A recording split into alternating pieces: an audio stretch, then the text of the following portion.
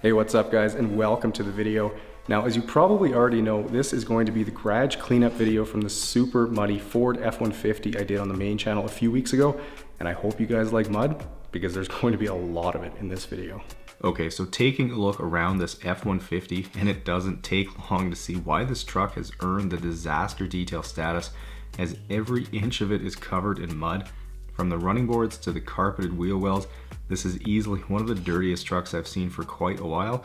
Even the underside is muddy too, and with all that mud getting blasted off this truck, it's going to paint my garage floor brown. So once I've got it all cleaned up, I'll also need to clean out the drain pit. But just before we dive into all this mud, take a second and make sure you're subscribed to the channel so you don't ever miss out on one of these garage cleanups or new Clean With Me episodes.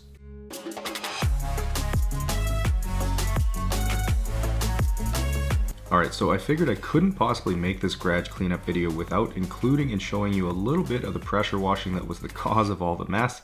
And if you haven't already seen the main channel video of this detail I did a few weeks back, you should definitely check that out. And I'm also happy to report that there will be a Clean With Me episode of this truck coming soon as well.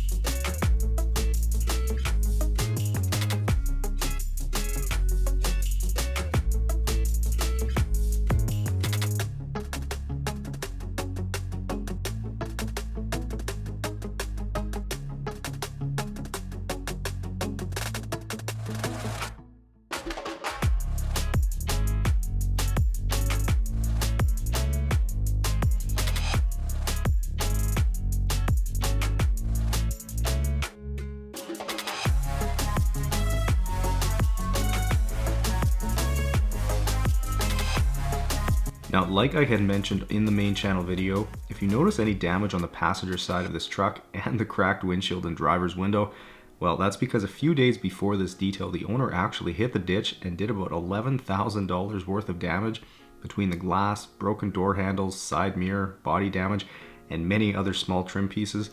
So while it's unfortunate, I am happy to report that he was okay despite his head smashing into the driver's window.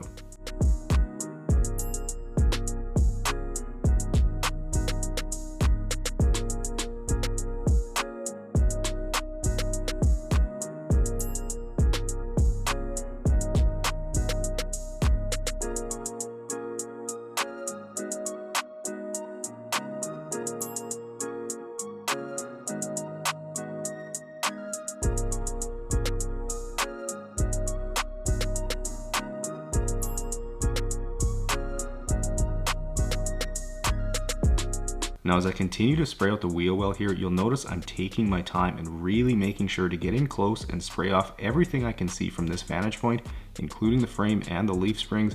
And then once I've got the rest of the truck sprayed off, I'll then focus more on the underside as the final step of the pre-wash rinse.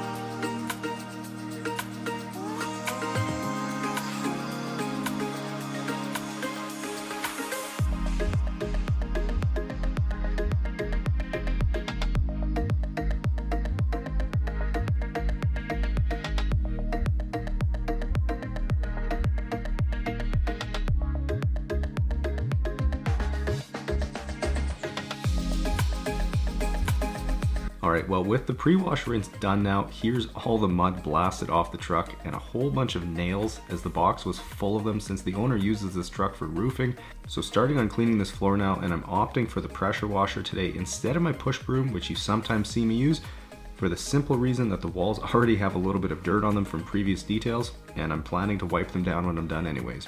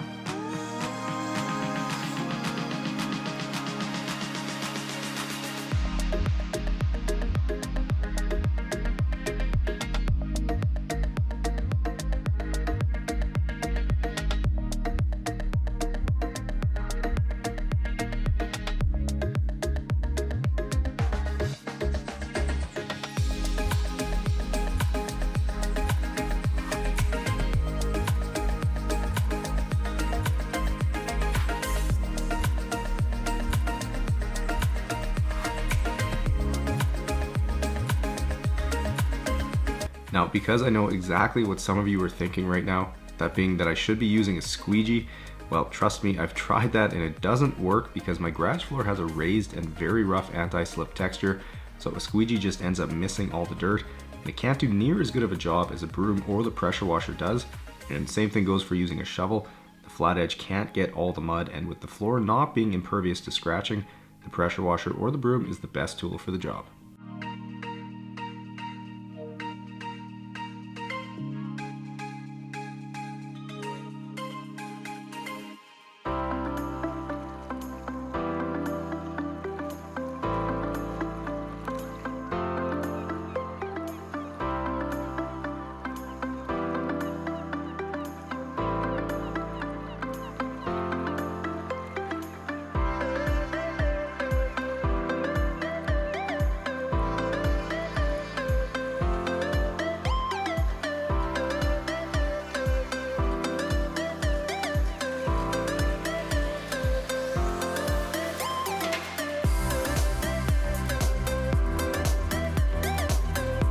And to read your mind again, if you're wondering about my water bill and thinking that it must be insanely high, well, I can assure you it's not, as water is actually pretty cheap here. I'd estimate that from all the detailing I do, I'm using roughly $40 to $50 a month in water, which really isn't very much because most of my water usage when I'm detailing is from using my pressure washer, and it uses far less water than a hose does. And for those of you who might think this is somehow a waste of water, well, I pay for every job and it all gets reused.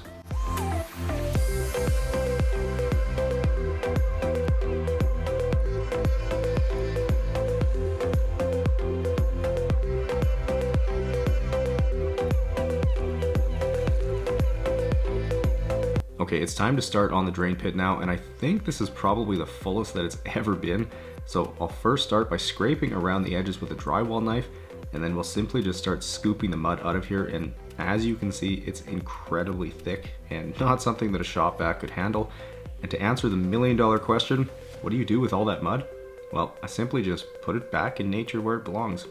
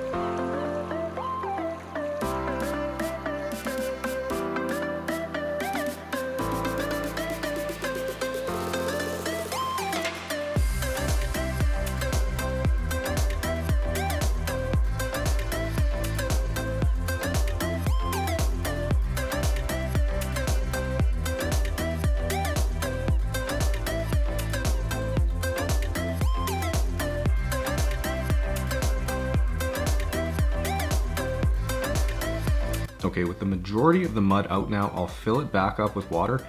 And if you're wondering how this drain pit works, the big compartment fills up first, which then lets water pass through to the smaller compartment. And with dirt settling to the bottom, it greatly reduces the amount of dirt that ends up getting through the small compartment and into the drain. And it basically just needs to be cleaned out whenever it gets too full of dirt. And no, this does not clog my drain at all.